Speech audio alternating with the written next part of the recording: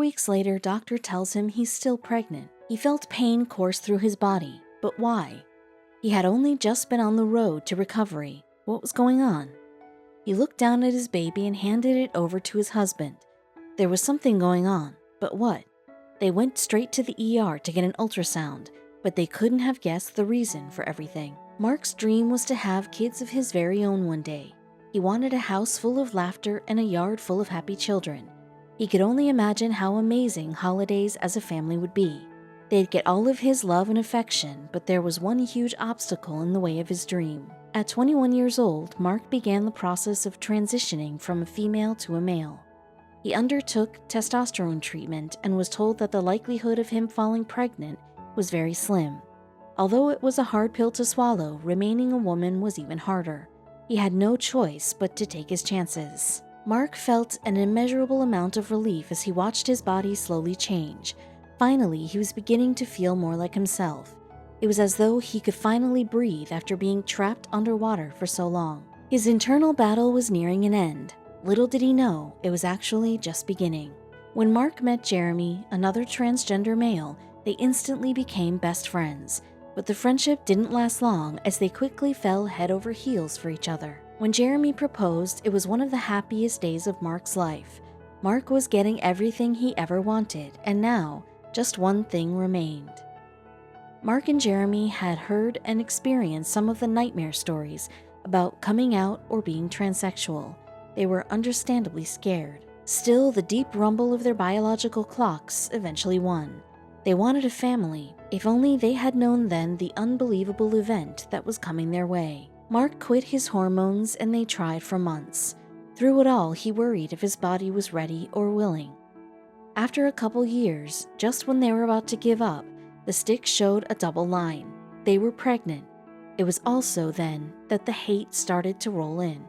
Mark had been so excited about their announcement, but he and Jeremy decided to keep it within their close circle of family and friends. They knew that news of a pregnant man in town would do more than raise a few eyebrows. They wanted to enjoy the magical moment before gossip spread like wildfire. Mark didn't imagine it would spread outside of his friend's circle.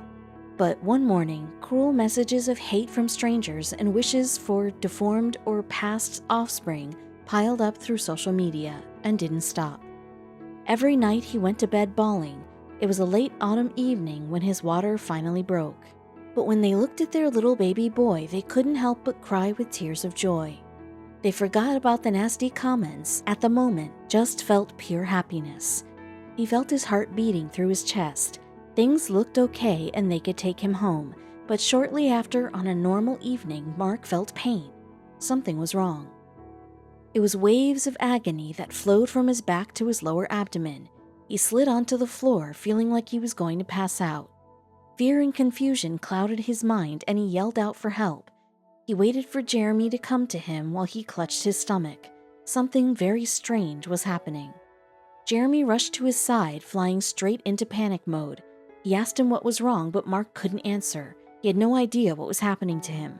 Jeremy rushed to the phone and dialed 911. They both had the same terrifying fear. The pregnancy had done something to him. Mark's head was spinning all the way to the hospital. The pain peaked and he threw up all over the paramedics. By the time he was wheeled into the examination room, he was bawling. He couldn't even feel the ultrasound wand as it slid over his belly. The nurse's eyes turned wide and she leaned in closer to the monitor. "It can't be," she muttered. Jeremy asked the nurse what was wrong, but the nurse refused to answer. Instead, she raced out of the room and raced back in with another doctor in tow. The two professionals examined the screen again, with bewildered looks plastered across their faces. Something was seriously wrong. Mark's mind raced with worst-case scenarios. Was he dying? He couldn't be. He had to watch his daughter grow up. His heart wrenched at the thought of missing anything. He thought of all the wonderful moments he would never get to be a part of. He started to cry, reaching out for Jeremy's hand. Whatever this was, he knew it was serious. Jeremy was hitting boiling point. He walked straight up to the nurse and doctor and demanded they tell him what they saw. The nurse turned to him and then looked at Mark. "You're having contractions," she said. Jeremy stood straight and gaped. "That's impossible," he said. "We just had a baby." "Well," she said, "it's time to have a couple more." couple," they said in unison. The nurse checked again. "Yes, you're having twin girls." Even if Mark wanted to argue, he was already too exhausted from the pain. He felt the gurney move and then the familiar coldness of the metal stirrups. It was time. After 6 hours and 53 minutes, 2 little angels arrived into the world, healthy and happy. The dads, however, needed answers. How was any of this even possible? The doctor came in, also looking surprised. "Well, Mark, I've honestly never seen this before, but it seems you're very unique. You have 2 uteruses. It's called double uterus or uterus didelphys." Mark held his twins and shook his head. 2 wombs. He had never heard anything like this before. But how could they have not seen this before? How could they miss an entire other womb with twins? "But we had ultrasounds. We had so many checkups," Jeremy said. The doctor went on to explain the rarity of the condition. Apparently, there was a very simple and real explanation for the misdiagnosis. In fact, because it was so rare, was one of the reasons his double pregnancy went unnoticed. When the healthcare workers saw the baby in the front, there was zero need to check other places, especially behind the uterus. The couple held each other and looked at their daughters in astonishment. Mark felt something new, something he could barely put into words. How come he didn't look like he was carrying triplets? Often, women who carry triplets have enormous bellies, but Mark's belly didn't look particularly big. The doctor explained to him that although all of his babies were perfectly healthy, they were also a little premature and weighed in smaller than average. Now everything clicked.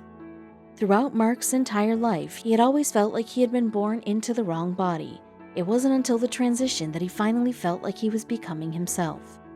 It also wasn't until he gave birth to not only 1 baby but 3 that he felt in the midst of a real family, in the midst of his very own belonging and purpose. Now, at a ripe young age of 28, Mark finally felt normal. He rocked the adorable squirming pink lumps in his arms and felt a new emotion. His lips turned up at each corner of his mouth. His eyes sparkled. It was a feeling he never felt before, and he wasn't about to forget it anytime soon. What was it? It was the awe of life.